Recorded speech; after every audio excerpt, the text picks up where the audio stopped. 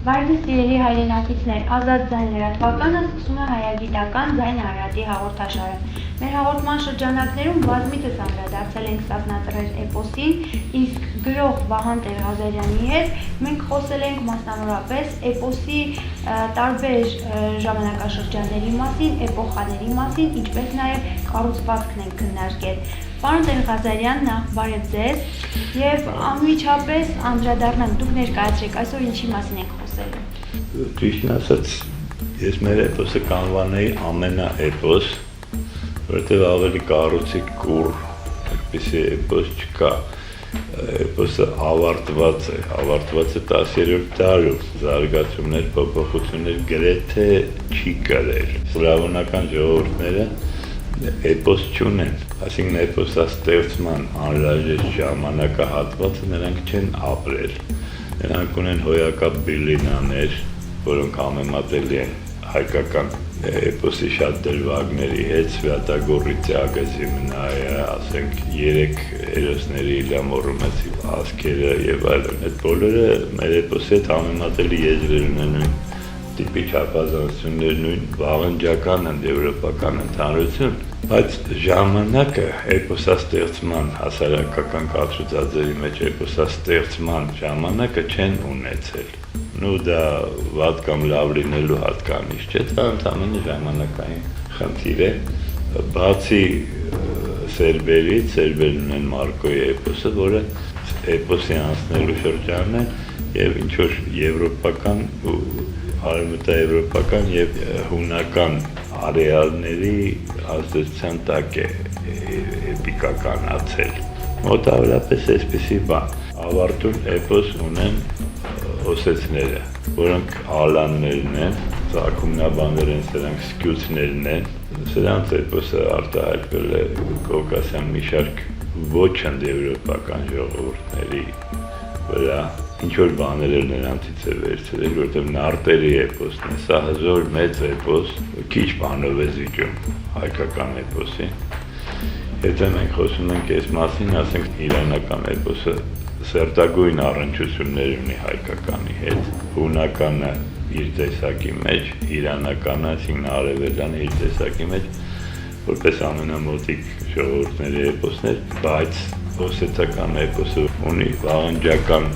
առնչություններ հայկականի հետ։ Առնչություններից, ասենք, մի շարք կետեր ընդհանուր կերպարներ ունեն նույնիսկ, ասենք նրանց հերոսների Բաթրասի Սոզիրկոյի մեծ մայրը կամ մայրը Սադրանա անունով ալանական անվանում է, որը հայերենում Ալանա Ծառկայադուստր Սաթենիկի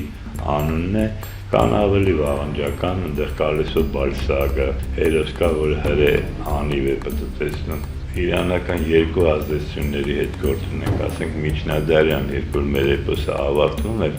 նրանց մոտ նույնպես ավարտվում էր իրենց իրանական էպոսի այն տարբերակը, որտեղ արդեն գրավոր վիճակով մեզ հաղորդում է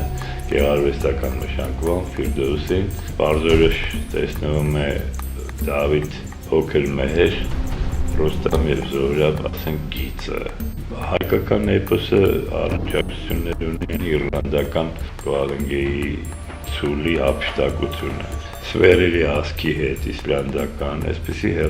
նիբելունգների հետ գերմանական առնչություններ ունի, էպիկական վաղնջական շրջանի ցուցաշարքի մեջ համեմատական եզրեր են գտնվում, սլավոնական ամբրոպ կայծակի աստված Պերունի եւ ասենք մեր Սանասարի ամբրոպ կայծակի դարձյալ աստված Ավակ Երգորյան Սանասարի, որոնք եւ հետագա փոխազդեցություններ են։ Հիմա մասնագետի համար խիստ դժվար է տարբերակել էպոխաները, ժամանակները։ Ընդհանուր վաղնջական առասպելացնության շրջանից է, հետագայից է, միջնադարյան փոխազդեցության հետևանք է, թե դա խառնվել է իրար 5000 տարվա, 7000 տարվա պատմությունների մասին է խոսքը, որոնց մեջ ասենք 7000 տարվա մեջ տեղավորվում է 70 դար, 21 սերունդ։ Ինչ էտապներ է անցնում էպոսը։ Վաղագույն շրջանում մենք գործ ունենք առասպելացնության պրոցեսի հետ, կոսմոգոնիկ, թեոգոնիկ առասպելները, նախնական ոգիների եւ այլ աշխարհների երկվության, սպիտակի բանի վաղագույն հասկացողություններից բացատրվում է կոսմոգոնյան տիեզերքի ծագում, աստվածների ծնունդ, ծագում։ Այս բոլոր պրոցեսներից հետո ստեղծվում է ընդհանուր հավատալիք, երբ որ հասարակության կացուցածը դառնում է համայնական, այսինքն միացյալ կամ ընդհանրական։ Ենթադրենք պետական կառուցվածքներ տարբեր ազգերի, տարբեր աշխարհագրական ռեգիոնների մեջ տարբեր ձևերով է լինում, տարբեր ժամանակ է լինում։ Առասպելածնության ավարտին հաջորդում է կրոնների ծագումը։ Կրոնը արդեն հանդես է գալիս տվյալ պետական կառուցվածքին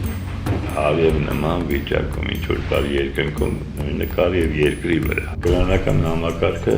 բնորոշ է եվրոպականի համար։ Առասպելածնության պրոցեսի ավարտից անմիջապես մենք տեսնում ենք դրա ընթացքը, դրանից ինչեր են ծնվում։ Ասենք ծնվում է թատրոնը, ժողովրդական թատրոնը։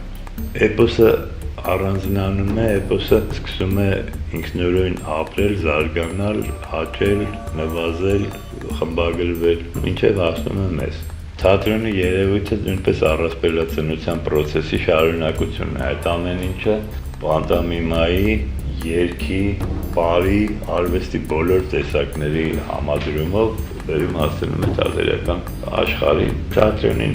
կից ասենք հոգևոր տաճարը, հետագայում եկեղեցին, որը արդեն դոգմատիկ թատրոնի ֆունկցիա ունի, այնտեղ կատարվում է անընդհատ նույն ներկայացումը։ Խորենացին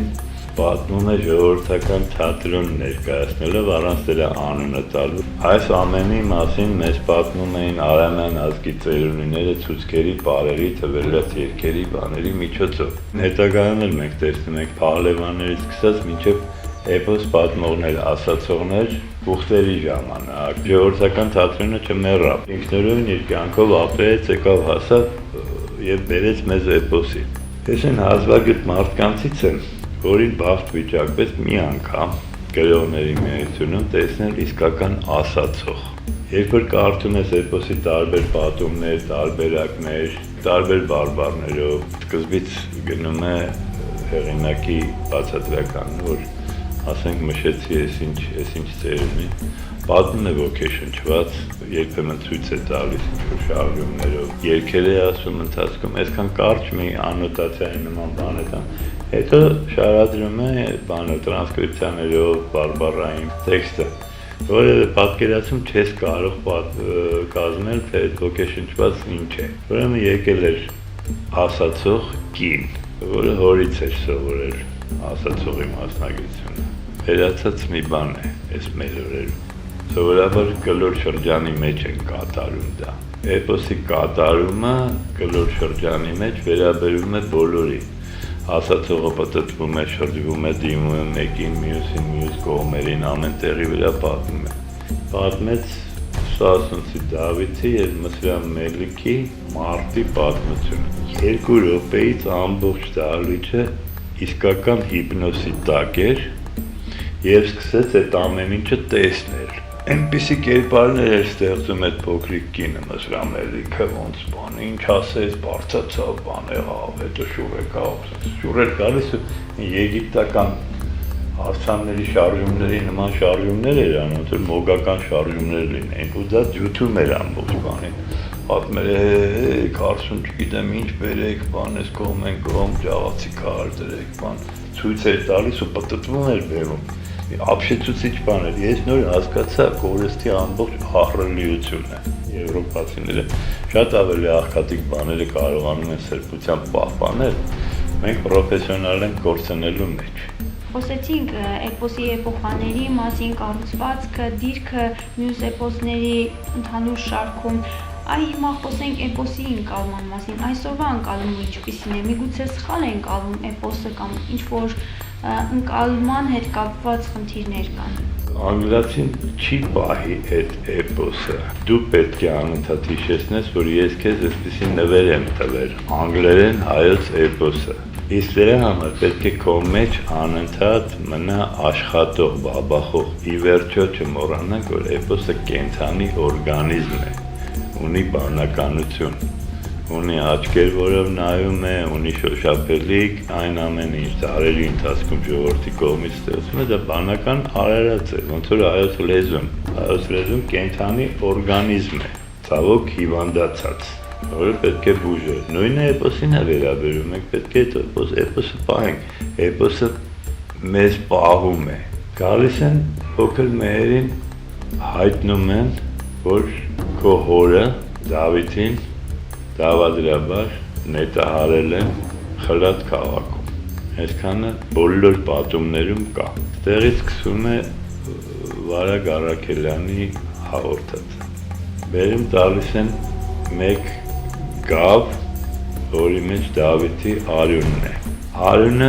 եռում է, այսինքն վրեժի իդեան։ Մերը գավը դնում է սրտին, գալիս է, հավերում է Խլատ քաղաքը, դուրս է գալիս, նայում է, գավը եռում է, հետ է գալիս քաղաք, տեսնում է կատու է մնացել, այդ կատվին էլ պատրեց, ասում է, նայեց, տեսավ արյունը հանդարտվեց, վրեժի իդեա։ Ահա մի բան, որ ես անընդհատ հիշում էի Արցախյան պատերազմի ընթացքում եւ պատմում էի իմ զինվորներին։ Էպոսը ապրեց, էպոսը ինձ ապրացրեց, էպոսը ինձ ստիպեց հաղթել, այս վիթխարի նշանակությունը։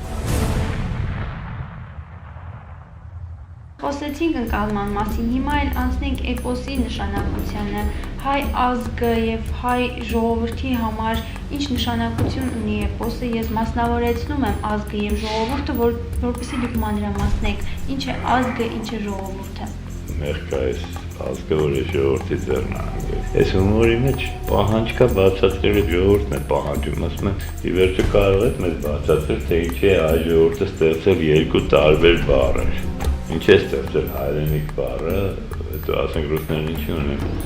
մայր հայրենիք բան եւ այլն, այս բոլոր բառերը ինչի, սրանք բոլորը պետք է ունենան ճշգրիտ բնորոշումներ։ Իմ կարծիքով, կարծիքս ոչ մեկի վզին չեմ փաթաթում, այստեղ էլ գալիս է հնդեվրոպական հասարակության եռամիացությունից, որտեղ տեսնում ենք այսպիսի բան. ազգ, ժողովուրդ, հասարակություն։ Ժողովուրդը դա տվյալ մարդկանց այն քանակն է, որը բնակեցնում է տվյալ տերիտորիան, պաշտպանում դա կամ ապրում դրա տեսլականով, ժողովուրդը տարածքային կատեգորիա է։ Ինչ է ազգը։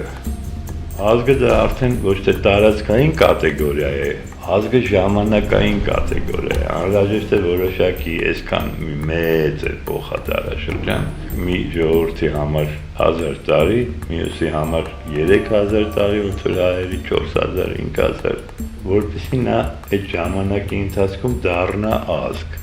Սա ժամանակային կատեգորիա է։ Էպոսը պարզ է արտահայտում, կան ժողովուրդներ, որոնք դեռ էպոս չեն ստեղծել եւ դեռ ազգ չեն։ Դա լավ ու վատ լինելու խնդիր չէ բոլորովին։ Ու դրա համար ազգը ունի աբսոլյուտ ուրիշ պարամետրերը,